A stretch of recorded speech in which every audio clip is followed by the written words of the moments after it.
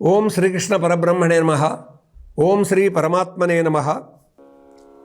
శ్రీకృష్ణ పరమాత్మ అర్జునుడిని కర్తవ్య పథాన నడిపించే ప్రయత్నం చేస్తున్నాడు.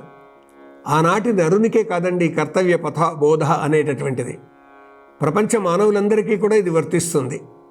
ఎవరు డీలా పడతారో, విషాదంలో పడతారో, దుఃఖంలో పడతారో, నేను చేయలేను అనేటటువంటి అనుమానంతో ఉంటారో వాళ్ళందరూ కూడా తప్పకుండా భగవద్గీత చదవాల్సిందేనండి. ఎందుకంటే ద్వాపర యుగాంతంలో వచ్చినటువంటి ఈ భగవద్గీత ఏ విధంగానైతే కృష్ణ పరమాత్మ బోధించాడో, అంటే కురుక్షేత్ర యుద్ధం తర్వాత కొన్నాళ్ల పాటు ద్వాపర యుగం ఉంది, అయినా కానీ 60 ఏళ్ల వయస్సులో ఉన్నటువంటి పాండవులు కురుక్షేత్ర యుద్ధంలో పాల్గొన్నారు. 120 సంవత్సరాల పైచిలుకు కృష్ణ పరమాత్మ ఉన్నారు. కాబట్టి ఆయన ద్వాపర యుగాంతంలో చెప్పినట్టుగానే ఇది భావిస్తాం. అంటే 5000 సంవత్సరాల నాటి గీత ఇవాళ ఈ సమాజానికి ఉపయోగపడుతుందా అని కొంతమంది అంటారు. అవును, విషాదంలో పడకూడదు అంటే ఇప్పుడు ఉపయోగపడ్డట్టే కదా. అంటే తాను చేస్తున్నటువంటి పని వల్ల కలిగినటువంటి దుఃఖంలో మునిగిపోయి పని చేయకుండా ఊరుకోకూడదు అనేదే కదా చెప్పేది. అన్నం తినకుండా ఉంటామా, నిద్రపోకుండా ఉంటామా, పని చేయకుండా కూడా ఉండకూడదు. కాబట్టి నహి కశ్చిత్ క్షణమపి జాతు తిష్టత్యకర్మ కృత్ అంటాడు కృష్ణ పరమాత్మ గీతలో ఒక దగ్గర.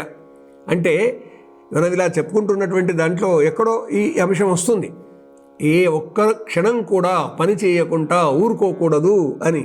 అంటే నిద్రపోయేటప్పుడు కూడా మనము ఉచ్ఛ్వాస నిశ్వాసలు చేస్తూనే ఉన్నాం, అవి కొనసాగిస్తూనే ఉన్నాం. కాబట్టి ఒక పని నడుస్తుంది, నిద్రలో కూడా ఉచ్ఛ్వాస నిశ్వాసలు పనే. కాబట్టి పని చేయకుండా మనిషి ఉండడు. అయితే ఒక్కటి, మన మనస్సే మనకు శత్రువు అవుతుంది, మన మనస్సే మనకు బంధువు అవుతుంది అని కృష్ణ పరమాత్మ ఈ ఆత్మ సంయమ యోగంలో చెప్తున్నారు. తన మనస్సే తనకు అన్నీ అంటుంది గీత. అందుకే ఎలాగా మన మనస్సు ఉంటుంది అంటే, బంధురాత్మాత్మనస్తస్య ఏనాత్మైవాత్మనాజితః అనాత్మనస్తు శత్రుత్వే వర్తేతాత్మ ఇవ శత్రువత్. తన మనస్సును తాను గెలిచిన అట్టి చిత్తము బంధువేయగు. మళ్ళీ వినండి, తన మనస్సును తాను గెలిచిన అట్టి చిత్తము బంధువేయగు, గెలవనప్పుడు అట్టి చిత్తము శత్రువేయగును. బంధురాత్మాత్మనస్తస్య ఏనాత్మైవాత్మనాజితః. అంటే తన మనస్సును తాను గెలిచినట్టయితే ఆ మనస్సు తనకు బంధువు అవుతుంది. ఒకవేళ తన మనస్సు పరిపరి విధాల పోతుంటే, శరీరాన్ని దాని వెంబడి పరిగెత్తిస్తే, ఇంద్రియాలను ఆ మనస్సు వెంబడి పరిగెత్తిస్తే, సంకల్పంతో వచ్చినటువంటి కోరికలను తీర్చుకోవడానికి ఇచ్చారచ్చా పరిగెత్తితే ఏమవుతుంది? ఇవాళ లోకంలో మనం చూస్తున్నాం కదా, మనస్సును నిగ్రహించుకోలేనటువంటి వాళ్ళు చేస్తున్నటువంటి దుర్మార్గాల వల్ల ఎన్ని బ్రతుకులు చెడిపోతున్నాయి. కాబట్టి మనస్సే మనకు శత్రువు అవుతుంది, మనస్సే మనకు బంధువు అవుతుంది. ఇంతకు ఈ దుర్మార్గం చేసినటువంటి వ్యక్తి యొక్క మనస్సు ప్రేరణ ఏదైతే చేయించిందో దానివల్ల ఏమవుతుంది? ఇతడు దుర్మార్గుడని తేలుతుంది, నేరస్తుడని తేలుతుంది, ఇతన్ని పట్టుకుంటారు, శిక్ష వేస్తారు. ఏమైంది? ఇప్పుడు మనస్సు శత్రువు అయింది. అంటే ఆ మనస్సు చెప్పినట్టల్లా పరిగెత్తడమేనా? లోకాన్ని చూడాలి, ధర్మాన్ని చూడాలి, అన్నాదమ్ముల్ని చూడాలి, అక్కా చెల్లెళ్ళను చూడాలి, బంధువర్గాన్ని చూడాలి, మిత్రులను చూడాలి, ఈ ప్రపంచాన్ని గ్రహించాలి, అర్థం చేసుకోవాలి. తన మనస్సును తాను గెలిచిన అట్టి చిత్తము బంధువేయగు. ఇప్పుడు దారి గుండా వెళ్తూ ఉన్నాడు, ఏదో తినే పదార్థం కనిపించింది, అది తిందాము అనుకున్నాడు. అవును, అక్కడ అమ్మేటటువంటి వాళ్ళు ఏదో ధర నిర్ణయిస్తారు, ఆ ధర ఇవ్వాలి, తినాలి.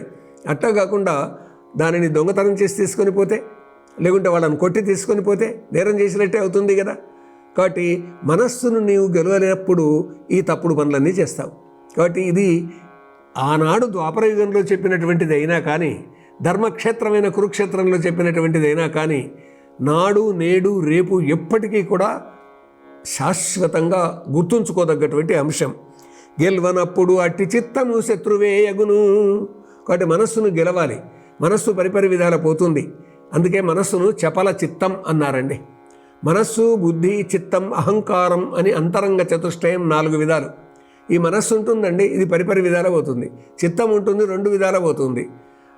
తర్వాత అహంకారం ఉంటుంది అండి. ఈ అహంకారం నేనే గొప్ప అనేటటువంటి ఇగో అని అంటాను చూడండి, అది కూడా మనిషిని పతనాన్ని కలగజేస్తుంది. అందువల్ల మనస్సు, చిత్తము, ఈ బుద్ధి అనేటటువంటిది అన్నిటికంటే గొప్పదండి. ఆ బుద్ధి వచ్చి మనస్సును కంట్రోల్ చేస్తుంది, చిత్తాన్ని కంట్రోల్ చేస్తుంది, అహంకారాన్ని కూడా కంట్రోల్ చేస్తుంది.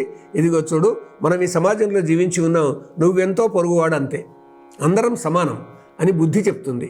కాబట్టి బుద్ధి చెప్పిన మాట అది సత్యమై ఉంటుంది.